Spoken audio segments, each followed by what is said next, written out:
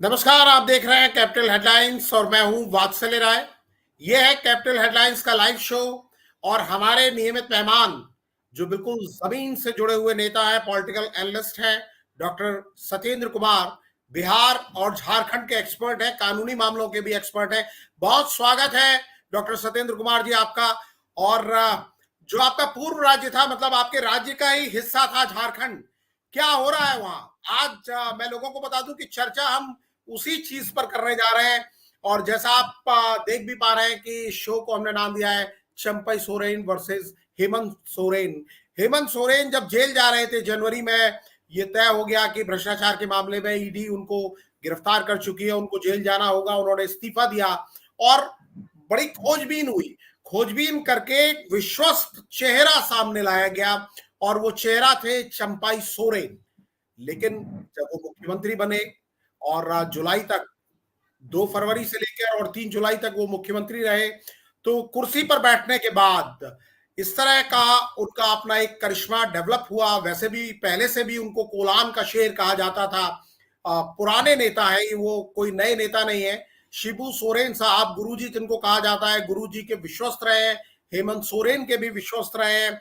लेकिन जिस तरीके से हेमंत सोरेन के लौट के आने के बाद उनसे इस्तीफा लिया गया, उन्हें हटाया गया और दोबारा हेमंत सोरेन मुख्यमंत्री बने, उस समय भी चर्चा थी। और हमने इसी प्लेटफॉर्म पर कैपिटल हेडलाइंस पर बातचीत करते हुए कहा था कि बिल्कुल नाराज है, तैयार नहीं है।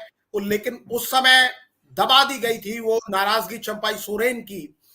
इस बात के लिए तो वो बिल्कुल तैयार नहीं हुए थे कि कल्पना सोरेन मुख्यमंत्री बने। लेकिन वो ये भी नहीं चाहते थे कि हेमंत सोरेन मुख्यमंत्री बने दोबारा। और बने भी तो झारखंड में जो अभी कुछ महीनों के बाद चुनाव होने जा रहे हैं, उस चुनाव के बाद जब नतीजे आए तब वो मुख्यमंत्री बने। चंपाई सोरेन चाहते थे कि चुनाव तक उन्हें ही मुख्यमंत्री बनाए रखा जाए। उस समय उस नाराजगी को दबा दिया गया, लेकिन वो नाराजगी दोबारा सतह पर आ गई है। कितनी बड़ी ये नाराजगी है डॉक्टर साहब से हम बात करेंगे, लेकिन उसके पहले जरा आपको पृष्ठभूमि की जानकारी हम दे देते हैं। बीजेपी में शामिल होने की अटकलों के बीच झारखंड के पूर्व सीएम चंपाई सोरेन दिल्ली में है। इस बीच उन्होंने एक्स पर एक पोस्ट लिखकर सारी बातें सामने रखी है। चंपाई सोरेन ने लिखा है कि 31 जनवरी को एक अभूतपूर्व घटनाक्रम के बाद इंडिया गठबंधन ने उन्हें झारखंड के 12वें मुख्यमंत्री के तौर पर राज्य की सेवा करने के लिए चुना। जुलाई में उन्हें पता चला कि अगले 2 दिनों के उनके सभी कार्यक्रमों को पार्टी नेतृत्व ने स्थगित करा दिया है। उनके पूछने पर पता चला कि गठबंधन ने 3 जुलाई को विधायक दल की एक बैठक बुलाई है, तब तक वो सीएम के तौर पर किसी कार्यक्रम में नहीं जा सकते। पोस्ट में उन्होंने सवाल किया कि क्या लोकतंत्र में इससे अपमानजनक कुछ हो सकता है। पूर्व सीएम ने कहा कि उनके पास 3 विकल्प थे। पहला, राजनीति से संन्यास लेना, दूसरा, अपना अलग संगठन खड़ा करना, और तीसरा, इस राह में कोई साथी मिले तो उसके साथ आगे का सफर तय करना। वो लिखते हैं कि उस दिन से लेकर आज तक और आने वाले चुनाव तक इस सफर में उनके लिए सभी विकल्प खुले हुए हैं। झारखंड के पूर्व सीएम चंपाई सोरेन शनिवार को इनकार कर रहे थे और कह रहे थे कि वो जहां हैं वहीं रहेंगे, लेकिन रविवार को उन्होंने साफ कर दिया कि अब वो झारखंड मुक्ति मोर्चा के साथ नहीं रहेंगे।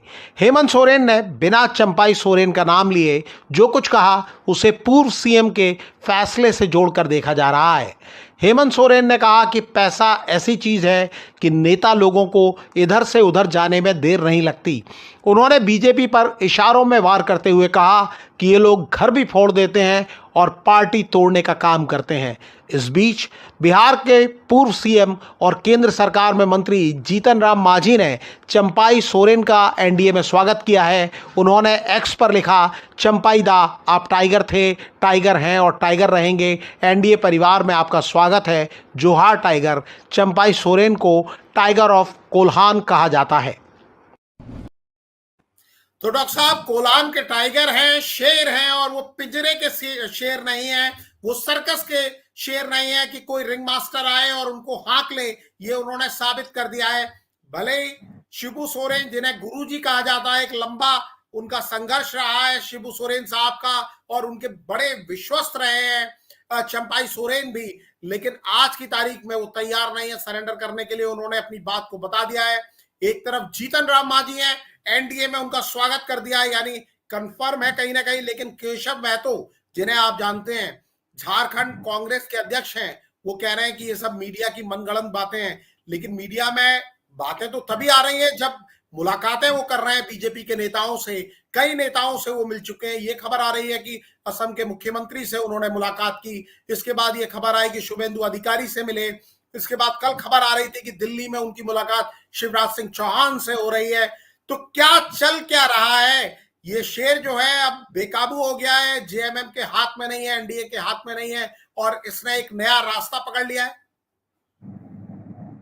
वात्सल जी, बात तो कुछ जरूर है और सब अपने अपने जगह पे सही लगते हैं, वो हेमंत सोरेन हो या दूसरे लोग हो। मुझे जो अब तक जानकारी मिली है, देखिए, हेमंत सोरेन जी निर्विवाद रूप से झारखंड के आदिवासियों के लीडर थे और झारखंड बनाने में जो उनकी मुहिम है वो सबसे ज्यादा रही है और उसमें शिबू सोरेन गुरुजी की आप बात कर रहे हैं? गुरुजी की बात कर रहे हैं। और उसमें यंग के रूप में, यूथ के रूप में चंपई सोरेन का प्रमुख भूमिका रहा है। तो इस भूमिका में एक देखा जाता था, अपने लोगों को बचाने के लिए टाइगर की तरह काम करते थे चंपई सोरेन, इसलिए उनको झारखंड का टाइगर भी कहा जाते रहा है। और 2005 जब से झारखंड बना है 2000 में, उसके पहले भी एमएलए थे और उसके बाद 2005 से लगातार वो सरायकेला से जीतते आ रहे हैं। गंभीर आदमी है, तेज तर्रार आदमी है, आदिवासियों के बीच में एक्सेप्टेबल है, काफी मजबूत है। लेकिन शिबू सोरेन तो ही इनको बढ़ाने वाले थे और सर्वमान्य नेता वही है। अब परिस्थिति बनी है, देखिए, हेमंत सोरेन जी जब जेल गए तो इन्होंने अपने परिवार के किसी को नहीं रखा। इसी में उनकी भौजाई से लड़ाई भी हो गई और वो बीजेपी में भी चली गई। इन्होंने चंपई सोरेन पे ट्रस्ट किया, एक मंत्री के रूप में थे हेमंत सोरेन के, और चंपई सोरेन पर उन्होंने ट्रस्ट किया। ट्रस्ट करना तो ये है डॉक्टर साहब, उस समय समझा जा रहा था कि चंपई सोरेन से ज्यादा विश्वास शिबू सोरेन और हेमंत सोरेन का कोई नहीं है, जो क्योंकि उस समय एक डर था कि पार्टी बिखर जाए। कई लोग आज की तारीख में भी कह रहे हैं ये जो अभी घटनाक्रम हो रहा है, जो उनकी नाराजगी सामने आई, क्योंकि ये जुलाई में अपना पद छोड़ चुके हैं, लगभग 1.5 महीना इनको लगा अपनी नाराजगी को सार्वजनिक पटल पर लाने के लिए। और कई लोग इसको ऑपरेशन लोटस, कई लोगों का आरोप है कि जैसा महाराष्ट्र में हुआ, जैसा दूसरे राज्यों में हुआ, झारखंड में भी ऑपरेशन लोटस हुआ है। और हेमंत सोरेन को उस समय भी डर था, जेएमएम को उस समय भी डर था, ऐसा कई लोग दावा करते हैं कि पार्टी न टूट जाए, इसीलिए इनका चेहरा आगे रखा गया। देखिए वात्सल जी, जहां तक मैं जानता हूं, पैसे के प्रलोभन में पड़ने वाले चंपई सोरेन नहीं है। जरूर कहीं न कहीं हट किया, अलग हो रहे हैं, इमोशन उनका काम कर रहा होगा। अब देखिए, रही बात पद की, प्रतिष्ठा की, तो चीफ मिनिस्टर रह चुके हैं, आगे उनको चीफ मिनिस्टर बनने की ही ललक रहेगी। वही चीज उनको प्रलोभित कर सकता है और उसके लिए वो कहीं जा सकते हैं, आ सकते हैं। अब बीजेपी में देखिएगा तो पहले से ही चीफ मिनिस्टर के कई दावेदार हैं, संभावना कम लगती है। चीफ मिनिस्टर इनको बनाएगा बीजेपी, ये नहीं दिखता है। मुझे कुछ विश्वस्त सूत्रों से पता चला है कि जो वहां का समीकरण है राजनीतिक, उसमें बीजेपी के निर्माण में बड़ी भूमिका रही है सरजू राय जी की। और ये पिछले चुनाव में देखा भी गया है कि जब बीजेपी ने टिकट नहीं दिया तो सरजू राय जी वहां के सिटिंग चीफ मिनिस्टर को हराया, इंडिपेंडेंट कैंडिडेट होकर के। और हाल के दिनों में वो पार्टी ज्वाइन किए हैं नीतीश कुमार जी के साथ। पुराने दोनों मित्र हैं, बिहार से रहने वाले थे पहले सरजू राय जी। तो जनता दल यूनाइटेड के सर्वे सर्वा है आज के डेट में वो झारखंड में, और उनकी पकड़ है गैर आदिवासियों पर जबरदस्त है झारखंड में। तो मुझे जो पता चला है, एक समीकरण और बन रही है। सरजू राय जी इनको प्लेस कर सकते हैं, रख सकते हैं सामने मुख्यमंत्री के रूप में झारखंड में। और फिर उनका जो सामान्य लोगों का समर्थन है, आदिवासी गैर आदिवासियों का, वो और ये फिर वहां पर देखिए महतो लोगों का, उर्मी कोयरी जो समाज है उसका भी एक खास महत्व है।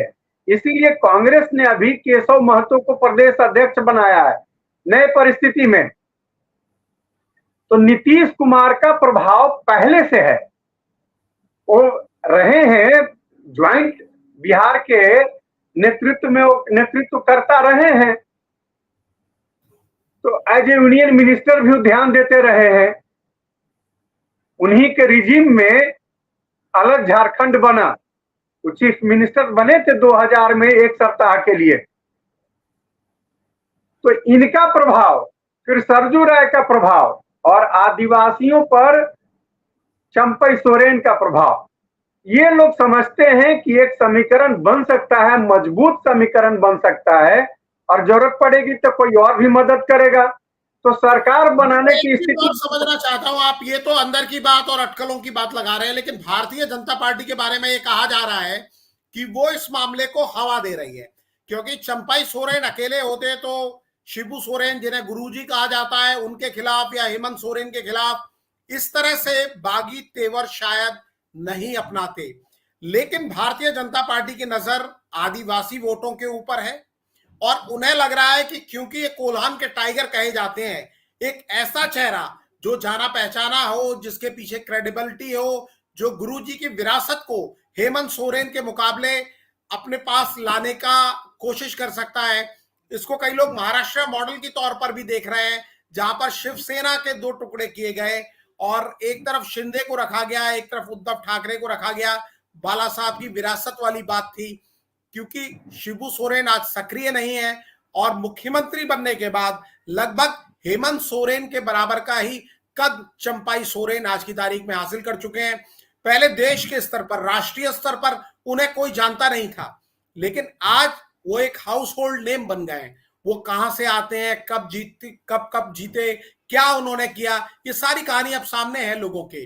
तो आप क्या इस एंगल से भी इसको देखते हैं कि एक आदिवासी वोटों के अंदर सेंध लगाना, जेएमएम को और इंडिया गठबंधन को कमजोर करना? क्योंकि बहुत से लोगों का, डॉक्टर साहब, ये भी कहना है कि जब जम्मू कश्मीर में और हरियाणा में इलेक्शन का तारीखें घोषित की गई, तो शायद इसीलिए झारखंड और महाराष्ट्र की तारीखें घोषित नहीं की गई कि उसके पहले अपने हाउस को ऑर्डर में लाना चाहती है बीजेपी या एनडीए, और वो चाहते हैं कि जब मैदान में उतरे तो वो जीत के आए, और वो कोशिश झारखंड में हो रही है। देखिए वात्सल जी, बीजेपी जरूर चाहती है और ये समझती है कि कुछ न कुछ तो मुझे सफलता मिलेगी ही, लेकिन अब पिछले पार्लियामेंट चुनाव का देखेंगे रिजल्ट, तो आदिवासी इलाके में बीजेपी डिफीट खाई है।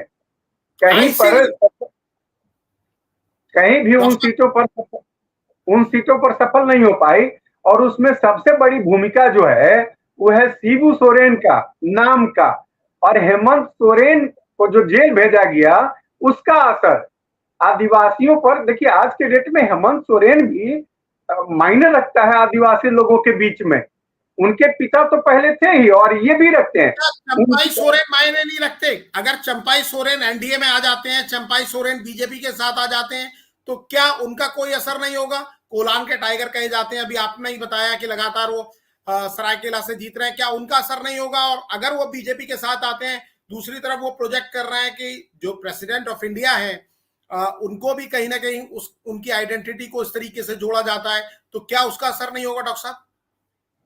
देखिए वात्सल जी, शुरू से ही बीजेपी ने चीफ मिनिस्टर बना के रखा बाबूलाल मरांडी जी को और अर्जुन मुंडा जी को, और ये दोनों अभी हैं बीजेपी में। क्या असर हुआ?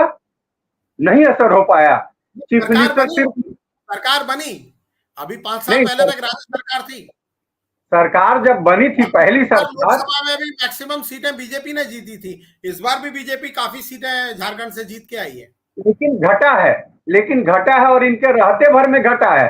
और इनके इस ग्रुप में रहने के बाद जो इनकी जीत हुई है शिबू सोरेन ग्रुप की, ये अपने आप में मायने रखता है। ये बात जरूर है कि कुछ न कुछ असर पड़ेगा, लेकिन हम जो आपको कह रहे हैं कि एक एंगल लोगों का कहना है कि वो फ्रूटफुल हो सकता है। सरजू राय जी जो सामान्य गैर आदिवासियों के बीच में अपनी पहुंच रखते हैं, जो बीजेपी को पीछे ले जाएंगे उस मामले में जनता दल यूनाइटेड के माध्यम से, और नीतीश कुमार के सहयोग से महतो वोटों पर असर पड़ेगा उसका। और ये फिर इसमें अगर ये होगा तो कई सीटों पर इसका असर हो सकता है। ये आदिवासी लीडर के रूप में, चीफ मिनिस्टर के रूप में अगर ये प्रोजेक्ट होंगे। आपने महाराष्ट्र की बात की, महाराष्ट्र में अभी समय था, सीएम बनाया, उन्होंने अवसर मिला। झारखंड में तो तुरंत चुनाव होने वाला है, अभी कोई खास असर होने वाला नहीं, चुनाव में जाने वाले हैं और अलग बट करके बनाने की स्थिति में नहीं है। हमको नहीं लगता है कि टूट करके जाएंगे लोग इतने भर तो बना ले उनके साथ।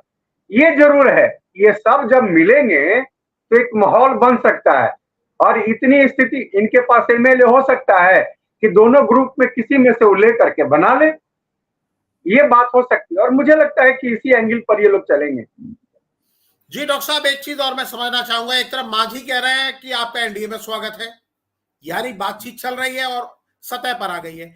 दूसरी तरफ केशव महतो कहते हैं कि नहीं नहीं, ये सब मीडिया में चल रहा है, जबकि बाकायदा चंपाई सोरेन के बयान सार्वजनिक पटल पर हैं। तो चल क्या रहा है? दोनों तरफ से खुशामद चालू है इस समय? नहीं, पत्ता अभी उन्होंने नहीं खोला है। उन्होंने कहा है कि हम कोई साथी चाहते हैं, या तो अपना संगठन बनाए। नहीं, मैं ये पूछ रहा हूँ कि क्या दोनों तरफ से इस समय वो हॉट केक बने हुए हैं? लोग चाहते हैं कि हमारे पाले में आ जाएं, हमारे पाले में आ जाएं, इस तरह की कोशिश चल रही है। निश्चित एक्स सीएम है, कुछ न कुछ मदद मिलेगा, ये लोगों का समझ है। लेकिन सवाल है कि अगर सीएम के रूप में प्रोजेक्ट करें, कौन कर सकता है? सरजू राय के पास, जनता दल यूनाइटेड के पास ऑप्शन है, वो फुल फ्लेजेड पूरी छूट देगी। शिबू सोरेन इनको पूरी, चंपई सोरेन को पूरी छूट दे सकती है। दूसरी कोई पार्टियां देने की स्थिति में नहीं है, कोई नहीं दे सकता है। तो मुझे नहीं लगता है, चूंकि नाराजगी हो जाएगी बाबूलाल मरांडी की, जो भी उनको सीएम के रूप में कहेंगे, अर्जुन मुंडा की हो जाएगी, तो सब लोग अभी चाहेंगे कि नहीं ऐसा कुछ न हो, छटके, लेकिन एज ए सीएम नहीं। एक यही पार्टी है जनता दल यूनाइटेड जो नए रूप में बनी है, वो सीएम के रूप में उन्हें प्रोजेक्ट कर सकती है और इसका लाभ भी मिलेगा। आपकी ये थ्योरी में दम लगता है, आगे क्या होगा ये कह नहीं सकते। लेकिन मैं एक चीज समझना चाहूंगा, जो कुछ हुआ, हेमंत सोरेन जब जेल से बाहर आए, जो कोर्ट ने उनके बारे में कहा, वो उनको बूस्टअप करने वाला था। उनके कार्यकर्ताओं में उत्साह बढ़ा, सहानुभूति भी उनको मिली, और इसका फायदा लोकसभा चुनाव में जेएमएम को मिलता हुआ भी दिखा, इंडिया गठबंधन को मिलता हुआ दिखाई दिया। क्या स्थिति को झारखंड मुक्ति मोर्चा और हेमंत सोरेन बेहतर तरीके से संभाल सकते थे? क्या वो इलेक्शन तक इंतजार कर सकते थे? कायदे से इनको रिमूव किया जाता? इन्हें नाराज करने से, झारखंड मुक्ति मोर्चा को, चंपाई सोरेन को नाराज करने से क्या मिला? क्योंकि उन्होंने जो अपनी पोस्ट में लिखा है डॉक्टर साहब कि पिछले 4 दशकों के अपने बेदाग राजनीतिक सफर में मैं पहली बार भीतर से टूट गया, समझ नहीं आ रहा था कि क्या करूं। 2 दिन तक चुपचाप बैठकर आत्ममंथन करता रहा, पूरे घटनाक्रम में अपनी गलती तलाशता रहा। सत्ता का लोभ रत्ती भर नहीं था, लेकिन आत्मसम्मान पर लगी इस चोट को मैं किसे दिखाता? अपनों द्वारा दिए गए दर्द को कहां जाहिर करता? मतलब एक तकलीफ तो है, और आप खुद भी कह रहे हैं, भले ही इस बात को हेमंत सोरेन कह रहे हैं कि पैसा ऐसी चीज है कि नेताओं को इधर से उधर जाने में देर नहीं लगती, लेकिन आप खुद भी कह रहे हैं चंपाई सोरेन कम से कम ऐसे नेता नहीं है जो पैसे से या प्रलोभन से पाला बदल लें। कहीं ना कहीं चोट दिल में लगी है डॉक्टर साहब। नहीं, ये बात सही है। मैं जितना समझता हूँ चंपई सोरेन जी को, 91 से वो संसदीय राजनीति में है, 91 से संभवतः एमएलए हैं। 2005 में झारखंड के बने एमएलए, उसके पहले बिहार के एमएलए थे, मिनिस्टर भी रहे, कई पोर्टफोलियो उन्होंने देखा, और किसी तरह का कोई दाग नहीं लगा। ये बात निर्विवाद है। और मैंने आपको कहा कि कहीं ना कहीं इमोशन काम कर रहा है, पैसे की फिक्र नहीं उस आदमी की है, वो प्रतिष्ठा की बात है। प्रतिष्ठा कहीं ना कहीं सोचते सोचते ये चोट पहुंचा है दिल पर, और वो असर कर रहा है, और आगे जा रहे हैं। एक समय है, देखिए चुनाव लगभग शुरू होने वाला है झारखंड में, तो जिस समय वो हटे थे उस समय माकूल समय नहीं था, लेकिन अब धीरे धीरे ये समय बन रहा है। क्योंकि चुनाव आने वाला है, उसमें कुछ बात इधर उधर हो सकती है, वो जो मन में चाहते हैं रखे हुए हैं, अवसर अगर मिलता है तो जा सकते हैं। अब इतना तो तय हो गया कि दिल फट गया है झारखंड मुक्ति मोर्चा से, क्योंकि जो प्रतिष्ठा, जो सम्मान, जो सारा चीज था, उसमें कुछ न कुछ हेयर क्रैक आ गया है। तो जिस तरह से बोल गए हैं, पुरवोला नहीं रहेगा, मुझे जो लगता है। लेकिन मैं आज भी कहूंगा कि आदिवासी लोगों के बीच में वही प्रतिष्ठा है। हेमंत सोरेन का प्रतिष्ठा कम नहीं हुआ है। जेल जाने के बाद जो कोर्ट जिस तरह से जमानत उनको दिया और जिस तरह की सामने बातें आई, उसमें ये लगता है कि दोषी कहीं नहीं है, कहीं न कहीं केंद्र सरकार ने तंग। मैं उनके केस की मेरिट पे नहीं जाऊंगा, मुद्दे की बात, क्योंकि समय भी हो रहा है डॉक्टर साहब, 20 मिनट से ज्यादा समय हो चुका है। और एक आखिरी सवाल मैं आपसे जानना चाहता हूं, जो काम अरविंद केजरीवाल ने किया, मुख्यमंत्री पद से इस्तीफा नहीं दिया, जेल चले गए, आज भी मुख्यमंत्री बने हुए हैं, जेल में हैं। हमारे सामने एक एग्जाम्पल लालू यादव का था। लालू प्रसाद यादव जब चारा घोटाला में जेल गए तो अपनी पत्नी को, राबड़ी देवी को, जो कि राजनीति में उस समय तक दूर दूर तक नहीं थी, मुख्यमंत्री बना के गए। दूसरा मॉडल है अरविंद केजरीवाल का, जो कि खुद ही उन्होंने कहा कि मैं इस्तीफा दूंगा ही नहीं, मैं जेल से ही सरकार चलाऊंगा। तीसरा मॉडल था हेमंत सोरेन का, जो कि जेल गए, अपने विश्वस्त नेता को मुख्यमंत्री बनाया और फिर वापस आए तो दोबारा कुर्सी पर बैठे, लेकिन वही नेता नाराज हो गया। जीतन राम मांझी का भी एक एग्जाम्पल है, नीतीश कुमार ने जब चुनाव हारने के बाद नैतिक जिम्मेदारी दी, तो ये दो नेता, जीतन राम मांझी स्वागत कर रहे हैं इस समय सोरेन साहब का, चंपाई सोरेन साहब का, और दो एग्जाम्पल लालू प्रसाद यादव और अरविंद केजरीवाल। तो क्या बहुत सारे नेता, अगर इस तरह की परिस्थिति बनती है कि कुर्सी किसी वजह से छोड़ना पड़े, क्योंकि राजनीति में आरोप लगते हैं, जेल जाने के मौके भी आते रहते हैं, या अलग अलग कारणों से आपको कुर्सी छोड़नी पड़ती है। मदन लाल खुराना के साथ भी दिल्ली में, जो लोग पुराने हैं देखने वाले, वो याद करेंगे कि मुख्यमंत्री थे, हवाला केस में नाम आया तो उन्हें मुख्यमंत्री की कुर्सी छोड़नी पड़ी, बड़ा संघर्ष किया था दिल्ली में सरकार बनवाने के लिए बीजेपी की, उसके बाद उन्हें वो नहीं मिल पाई। लालू प्रसाद यादव की पत्नी बनी रही जब तक सरकार रही बिहार में। अरविंद केजरीवाल तो आज भी हैं। तो आगे जितने भी नेता, अगर ऐसी कोई परिस्थिति बनती है तो मदन लाल खुराना वाला काम नहीं करेंगे, हेमंत सोरेन वाला काम नहीं करेंगे, वो अरविंद केजरीवाल और लालू प्रसाद का मॉडल अपनाएंगे। क्या आपको ऐसा लगता है इस सब घटनाक्रम के बाद ऐसा जो नेता है उनके दिल में डर पैदा होगा कि वो किसी और को मुख्यमंत्री अगर बनाते हैं परिवार के बाहर, तो खतरा रहेगा? राजनीति में परसेप्शन पे सब काम होता है वात्सल्य जी, और नैतिकता की दुहाई सब लोग देते हैं। अब जिनको इस तरह से मायने नहीं रखता है कोई बात, तो नहीं, अरविंद केजरीवाल जी उसी में है। नैतिकता से उनको लेना देना नहीं है, परसेप्शन से लेना देना नहीं। वो सोचते हैं कि मैं जो थ्योरी सेट कर रहा हूँ, पब्लिक उसी थ्योरी को मानेगी।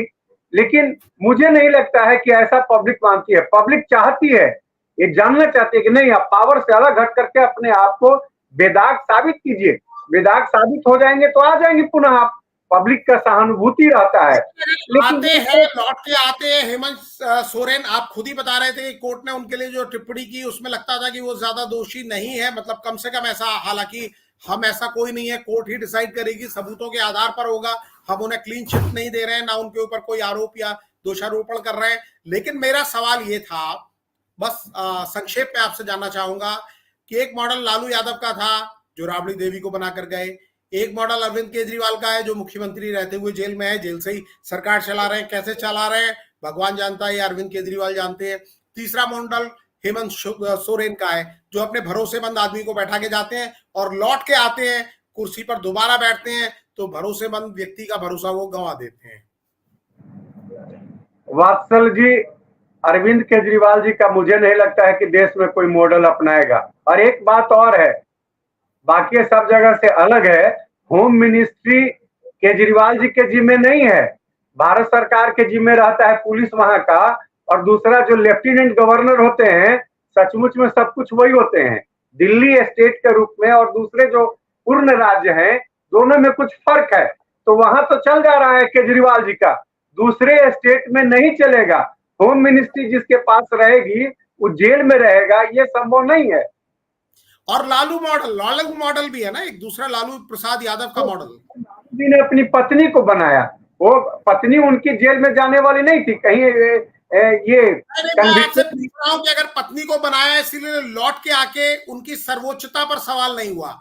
अगर ये चंपाई सोरेन की जगह कल्पना सोरेन को बनाते तो शायद इनकी भी सर्वोच्चता पर सवाल नहीं होता और सरकार ऐसे ही मजे से चल रही होती।